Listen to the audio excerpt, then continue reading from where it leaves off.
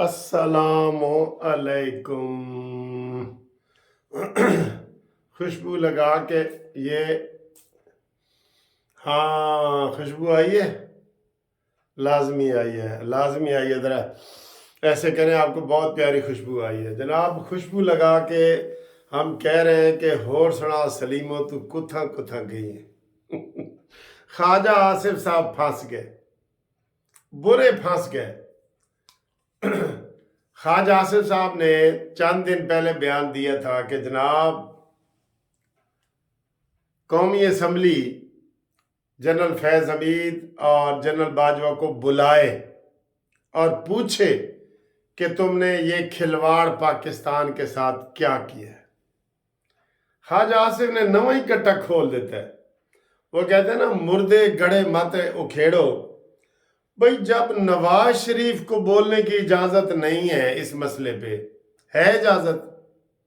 हाँ, नवाज शरीफ वज़ीर आज़म होता और ख्वाजा आसिफ साहब ये बयान होते तो थोड़ा बहुत उसके ऊपर अमल हो भी सकता था। और भाई अगे तो देखो कौन वज़ीर आज़म है। कौन वज़ीर आज़म है जड़ा बाजवे नू बुलाएगा और फैज़ हमीद नू बुलाएगा? दसो, बुलाएगा शहबाज शरीफ? जरा जोर तो बोलो। तुसी सब ने कहा नहीं बुलाएगा, बिल्कुल मैं कहूँगा नहीं बुलाएगा। हुण गल इत्थे तक नहीं मुक्की पई कि जनाब नहीं बुलाएगा, या ख्वाजा आसिफ नू कह रहे ने माफ़ी मांगो, थोड़ा थोड़ा कह रहे हैं कि मैनू धमकियाँ मिल रही ने और ये है वो है।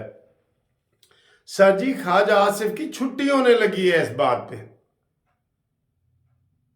उन्होंने कहा कि तुम्हारी ये जुर्रत, और वैसे देखें मुर्दा घोड़ा निकालने की, जब आप वोट को इज्जत दो वाला नारा भी आपने छोड़ दिया, जो सबसे पॉपुलर नारा था ना, पॉपुलर। आप जरा नवाज शरीफ के जब जलावतनी वाले और वो जब उनको निकाला गया था तो ये एक तराना कैसे लगता था, वोट को इज्जत दो, वोट को इज्जत दो, लगता था ना। और तो वो सर जी, वो नारा ही लगाने की हमें इजाजत नहीं है, तो हम ये फैज़ हमीद और बाजवा को हम उसमें ला सकते हैं? ना ना ना। और भाई पहले भी ये जब इमरान खान की हुकूमत थी ना, तो बाजवा की एक्सटेंशन का मसला था, तो आप देख लें उसमें ये शहबाज शरीफ साहब ने क्या किया था। वो अपोजिशन लीडर थे, फौरन जाके दस्तखत करके आ गए, कहते अस्सलाम वालेकुम, और सुना सलीम तो कुथा कुथा गई। ये आप इससे अंदाज़ा लगा लें।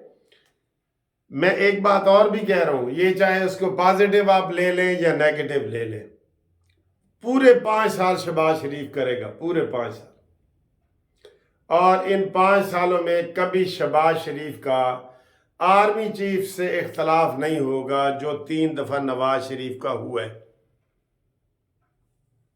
शहबाज शरीफ साहब यही कहते हैं ना यार, ये फौज वाले कहते हैं जी हमें वापडा का चेयरमैन लगाओ, लगाओ ठीक है, लगा दो, कोई बात नहीं। ये कहते हैं जी हमें वजीर खारजा लगा दो, फलाना लगा दो, कोई बात नहीं। शहबाज शरीफ साहब की तो पॉलिसी यही है, मफामत वाली।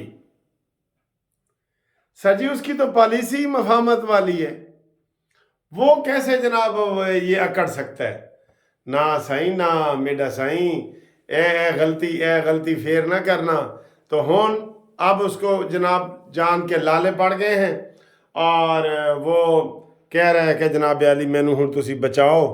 अब उसको कौन बचा सकता है? अब उसको कोई भी नहीं बचा सकता। अब पूरी तहकीकात हो रही हैं कि इसने ये क्या बयान दिया है, और इतना बयान दे के फिर साथ ये भी कह दिया है कि सर मेजर नवाज शरीफ ने अभी मना किया हुआ है कि ज़्यादा नहीं बोलना।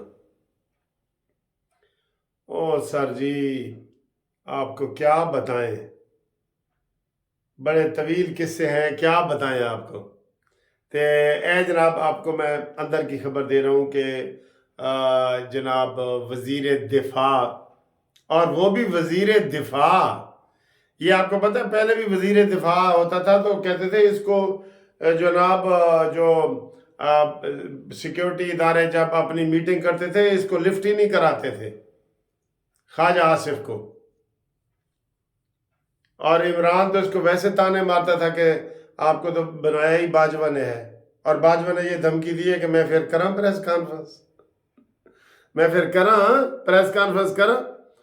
हाँ जी सर जी, इसलिए तो हम तो ये कह रहे हैं कि जो मसले का हल है ना, कोई इसका आईनी कानूनी हल निकालें।